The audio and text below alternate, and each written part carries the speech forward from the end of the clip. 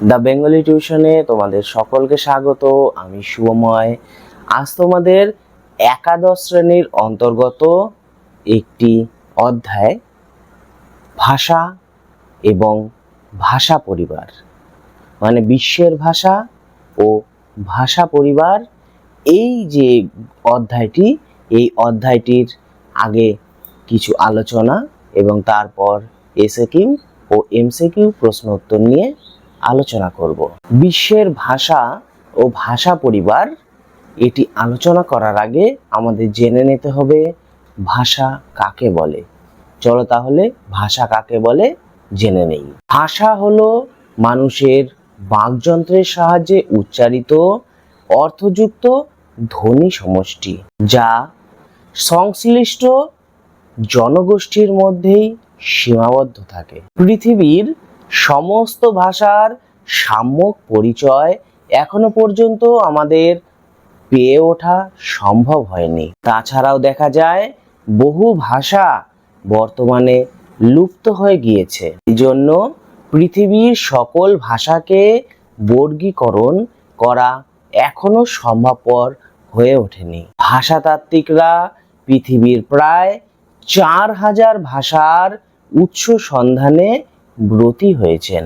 তারা শব্দভাণ্ডার, ধাতুরূপ, ধ্বনিসাম্য ও ব্যাকরণ ইত্যাদি বিষয়ের তুলনামূলক আলোচনার মাধ্যমে 12টি ভাষা বংশের আবিষ্কার করেছেন। অর্থাৎ এই 12টি মূল ভাষা বংশ থেকে প্রায় 4000 ভাষার সৃষ্টি হয়েছে।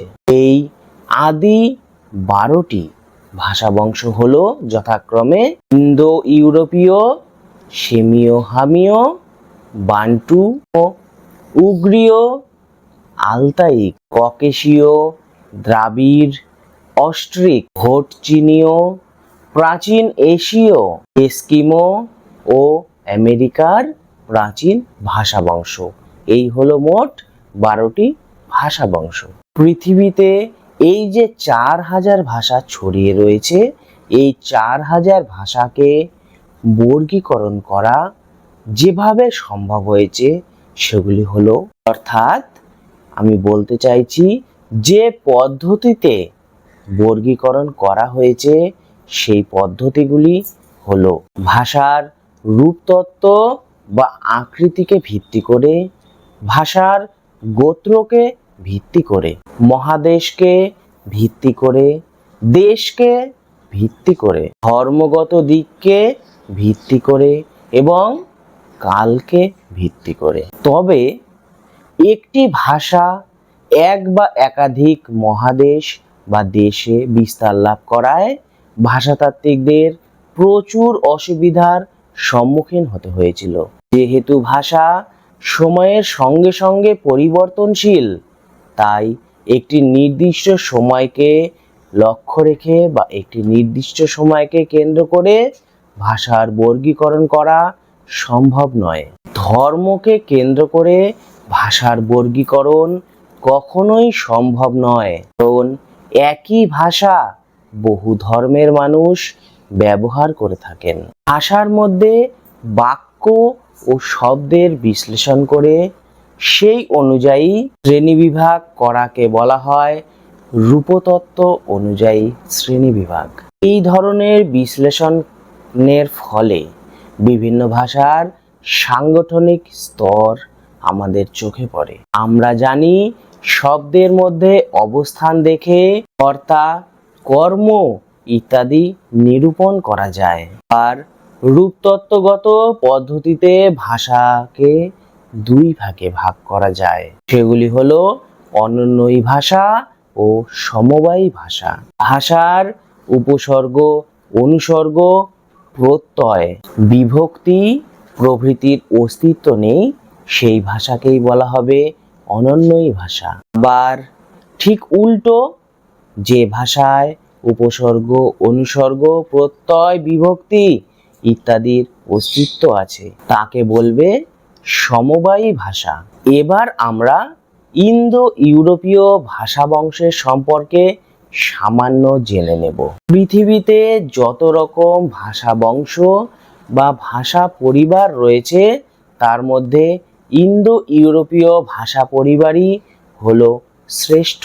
প্রায় 5000 খ্রিস্টপূর্বাব্দে দক্ষিণ রাশিয়ার উরাল পর্বতের পাদদেশে এই ভাষা বংশের সৃষ্টি হয়েছিল। পরবর্তীতে দেখা যায় আর্য জাতিরা বা বলা চলে ইন্দো ইউরোপীয় জাতিরা তাদের বাসস্থান থেকে ক্রমশ ছড়িয়ে পড়েছে বিভিন্ন অঞ্চলে। তারা যেহেতু বিভিন্ন অঞ্চলে ছড়িয়ে পড়েছিল, তাই জন্ম হয়েছিল বিভিন্ন ভাষার।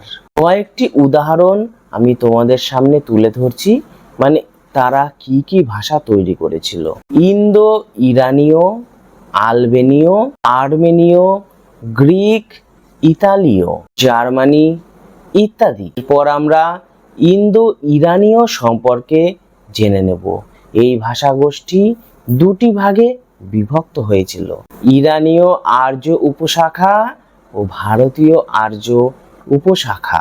এর মধ্যে ইরানীয় আর্য উপভাষাটি বিস্তার লাভ করেছিল সমগ্র পারস্য দেশ জুড়ে। বলা যায় ইরানীয় ধর্মগুরু রচিত ধর্মগ্রন্থগুলির ভাষা হলো আবেস্তীয় ভাষা।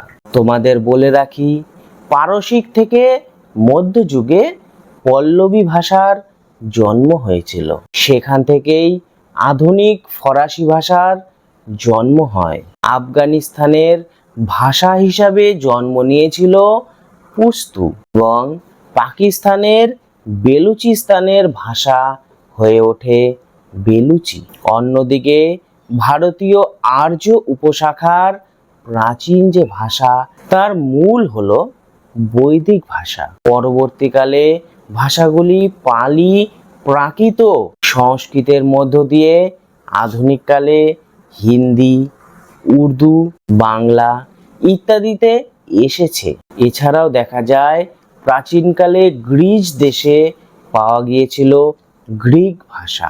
আবার দেখা যায় ভারতবর্ষের উত্তর পশ্চিম সীমান্তে প্রচলিত ছিল খজুনা ভাষা। আন্দামান দ্বীপপুঞ্জে প্রচলিত ছিল সারি, কোরা প্রভৃতি ভাষা। এছাড়াও আমরা দেখতে পাই মানুষ পেশাগত কারণে বা বিভিন্ন কারণে অন্য জায়গায় গিয়ে থাকতে শুরু করে এবং সেখানকার ভাষা সেই মানুষ রপ্ত করে ফেলে, তখনই তাকে বলা হয় মিশ্র ভাষা। তবে বর্তমানে সারা বিশ্বে ইংরেজি ভাষাকে স্বীকৃতি দিলেও কয়েকটি দেশ ইংরেজি ভাষাকে স্বীকৃতি দেয়নি।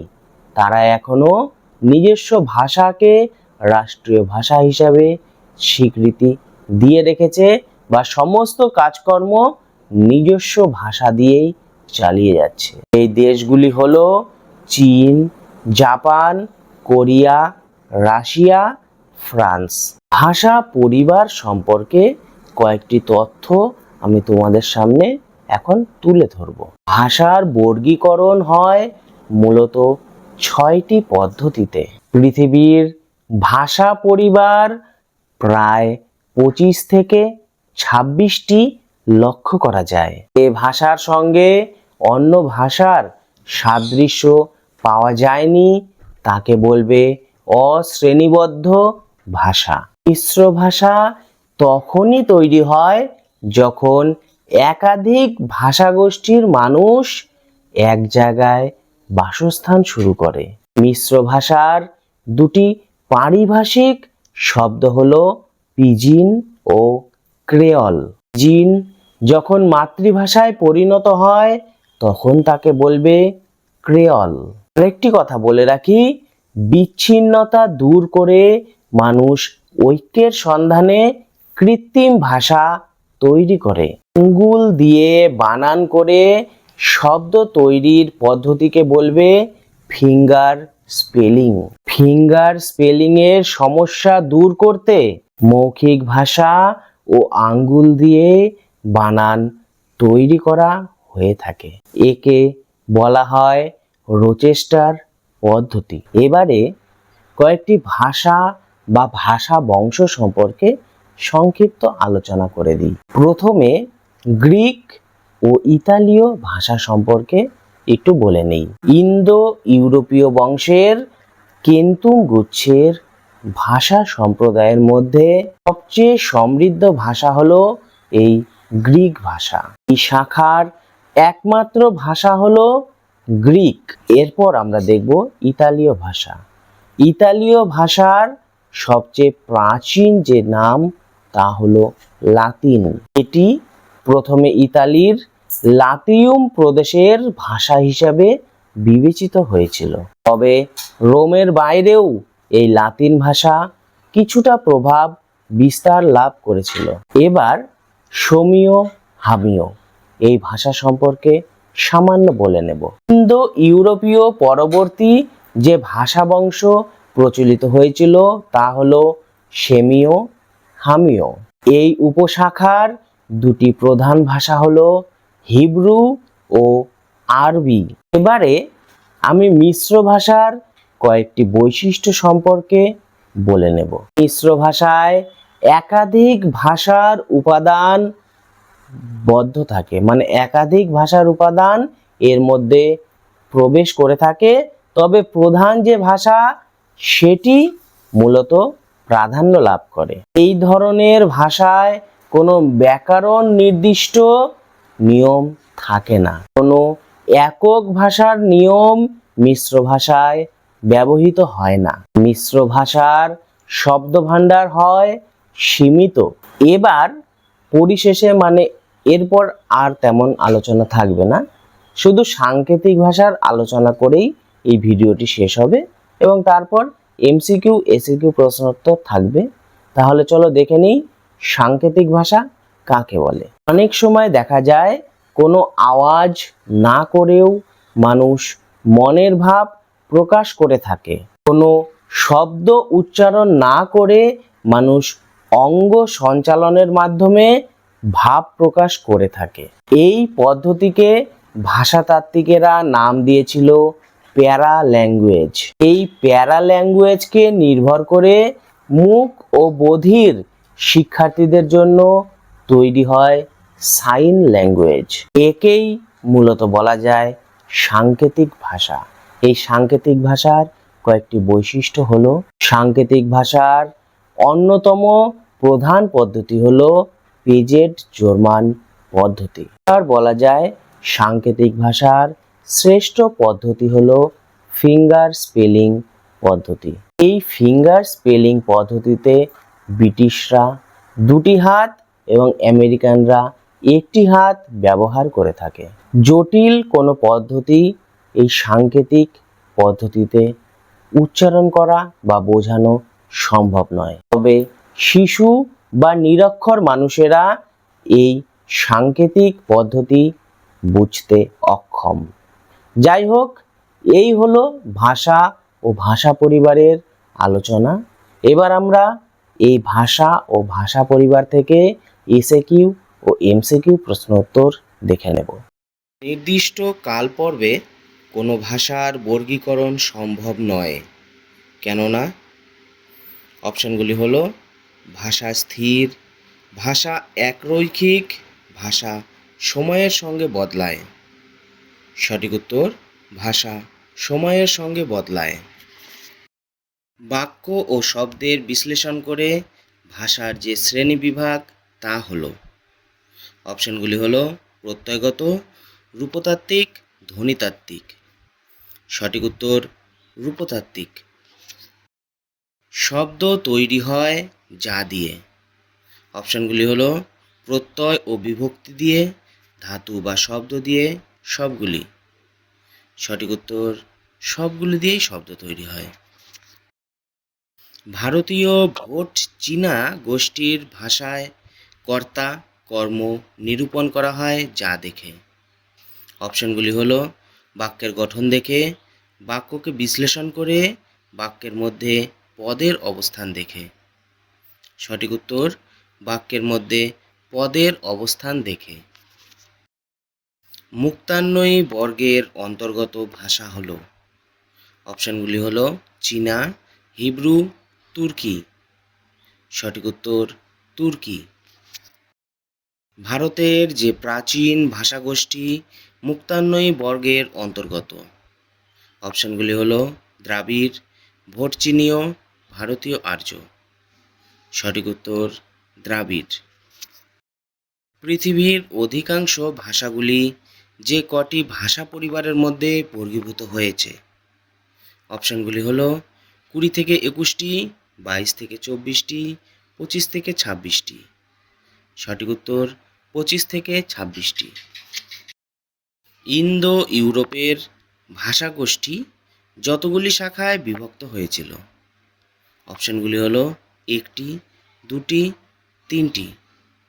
সঠিক উত্তর 2টি।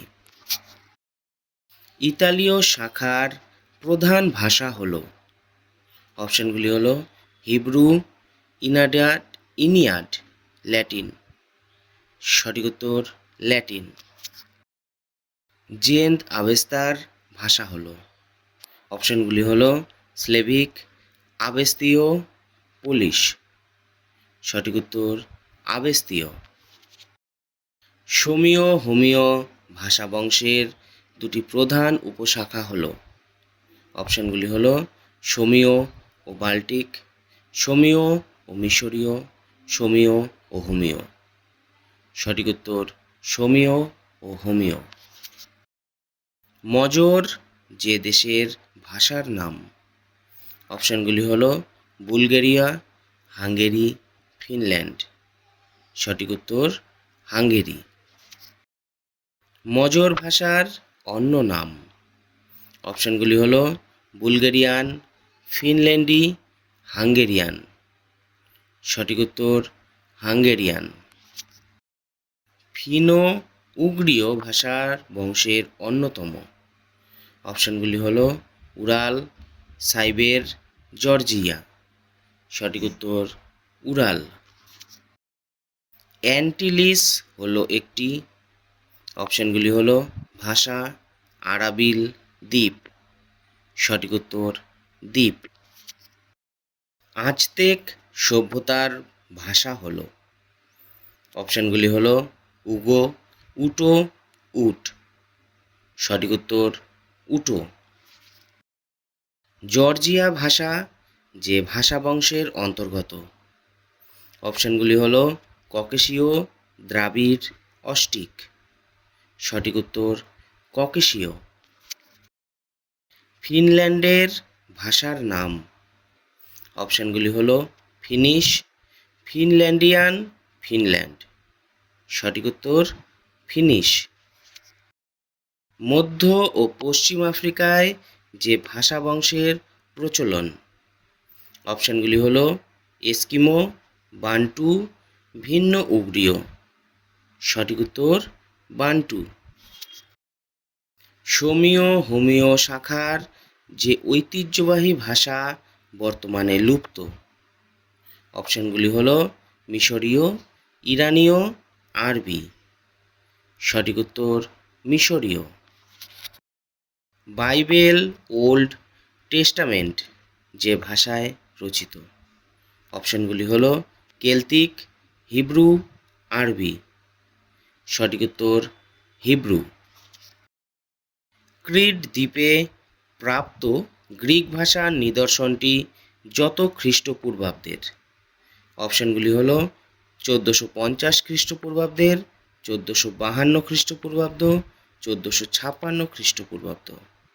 সঠিক উত্তর 1450 খ্রিস্টপূর্বাব্দ। ফার্সি ভাষার জন্ম হয়েছে যে ভাষা থেকে? অপশানগুলি হলো ইরানীয় আর্য, আবেস্তীয়, পল্লবী। সঠিক উত্তর পল্লবী। কেতুম বর্গের ভাষাগুচ্ছের মধ্যে ভাষা হলো? অপশানগুলি হলো গ্রিক, জার্মানিক, সবগুলি। সঠিক উত্তর সবগুলি। ইরানি শাখার প্রাচীনতম নিদর্শন যে গ্রন্থ? অপশানগুলি হলো জেন্দাবেস্তা, বাইবেল, সবগুলি। সঠিক উত্তর জেন্দাবেস্তা। পশ্চিমবঙ্গের উত্তর 24 পরগনা ও হাওড়ায় বাংলার কোন কথ্য উপভাষা প্রচলিত?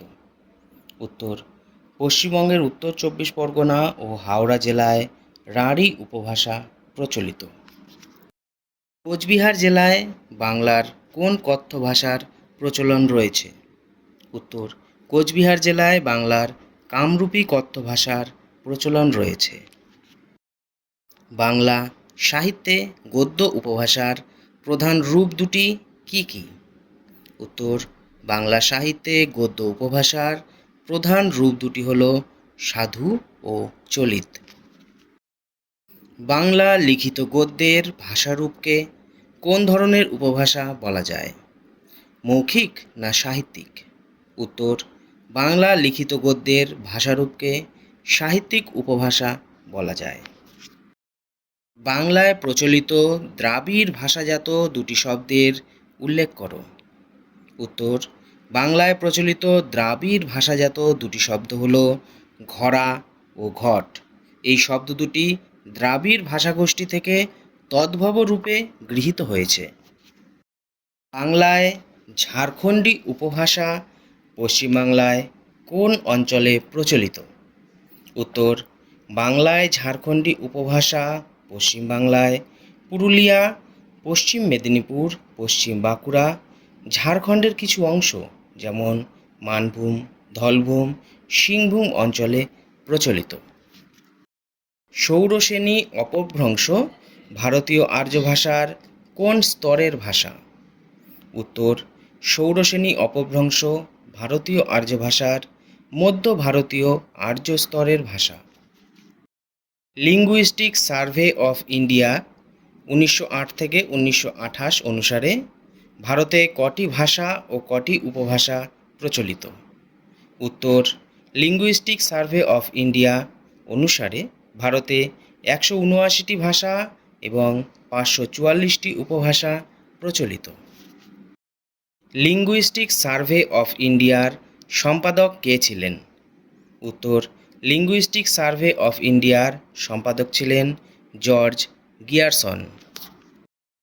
1961 সালের জনসমীক্ষা অনুযায়ী ভারতে মাতৃভাষার সংখ্যা কত? উত্তর, 1961 সালের জনসমীক্ষা অনুযায়ী ভারতে মাতৃভাষার সংখ্যা 1652টি।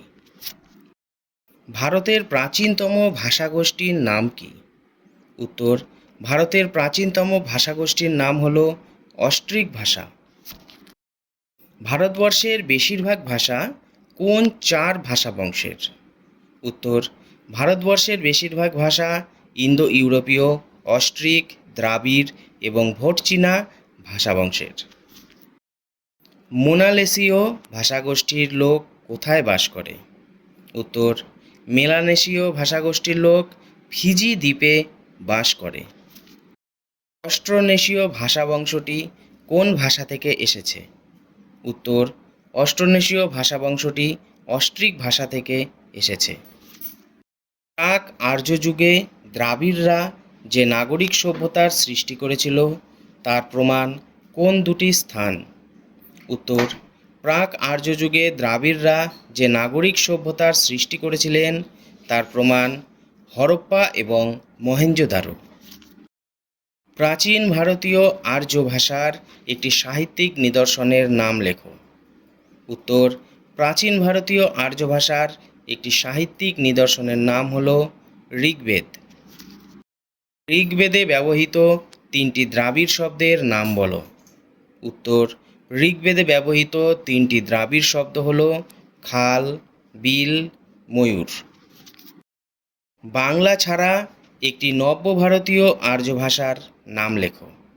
উত্তর, বাংলা ছাড়া একটি নব্য ভারতীয় আর্য ভাষার নাম হল মারাঠি। ধ্রুপদী সংস্কৃত ভাষায় ব্যবহৃত 5টি দ্রাবিড় ভাষাজাত শব্দের নাম বলো। উত্তর, ধ্রুপদী সংস্কৃত ভাষায় ব্যবহৃত 5টি দ্রাবিড় ভাষাজাত শব্দ হল অনু, পুষ্প, পূজা ও তণ্ডুল। তামিল কোন ভাষা বংশের অন্তর্গত? উত্তর, তামিল দ্রাবিড় ভাষা বংশের অন্তর্গত। টুডু কোন ভাষা বংশের অন্তর্গত? উত্তর, টুডু দ্রাবিড় ভাষা বংশের অন্তর্গত। পাণিনির গ্রন্থের নাম অষ্টাধ্যায়ী কেন হয়েছিল? উত্তর, পাণিনি অষ্ট অধ্যায়ে অর্থাৎ 8টি অধ্যায়ে বৈদিক ভাষার ব্যাকরণকে ব্যাখ্যা ও বিবৃতি করেছিলেন বলে তার গ্রন্থের নাম হয়েছিল অষ্টাধ্যায়ী। তেলেগু কোন ভাষাবংশের অন্তর্গত? উত্তর, তেলেগু দ্রাবিড় ভাষাবংশের অন্তর্গত। ষৌড়শেনী প্রাকৃত কোন কোন অঞ্চলে প্রচলিত ছিল? উত্তর, ষৌড়শেনী প্রাকৃত পশ্চিম ভারতের দিল্লি, মথুরা ও মিরাট অঞ্চলে প্রচলিত ছিল। অস্ট্রিক ভাষাবংশের অপর নামটি কী? উত্তর, অস্ট্রিক ভাষাবংশের অপর নামটি দক্ষিণ পূর্ব এশীয় ভাষাবংশ। ব্রাহুই কোন ভাষাবংশের অন্তর্গত? উত্তর, ব্রাহুই দ্রাবিড় ভাষাবংশের অন্তর্গত। সারা ভারতে অস্ট্রিক ভাষাবংশের কটি ভাষা ছড়িয়ে আছে? উত্তর, সারা ভারতে অস্ট্রিক ভাষাবংশের 65টি ভাষা ছড়িয়ে আছে। খাসি কোন ভাষাবংশের অন্তর্গত? উত্তর, খাসি অস্ট্রিক ভাষাবংশের অন্তর্গত। নীলগিরির পার্বত্য অঞ্চলে প্রচলিত দুটি দ্রাবিড় বংশজাত ভাষার নাম লেখো। উত্তর, নীলগিরি পার্বত্য অঞ্চলে প্রচলিত দুটি দ্রাবিড় বংশজাত ভাষা হল টোডা ও কোরা। দ্রাবিড় ভাষাবংশের মধ্যদেশীয় শাখার 4টি ভাষার নাম লেখো। উত্তর, দ্রাবিড় ভাষাবংশের মধ্যদেশীয় শাখার 4টি ভাষার নাম হল কুই, কোন্দো, খোন্দো এবং পর্চি।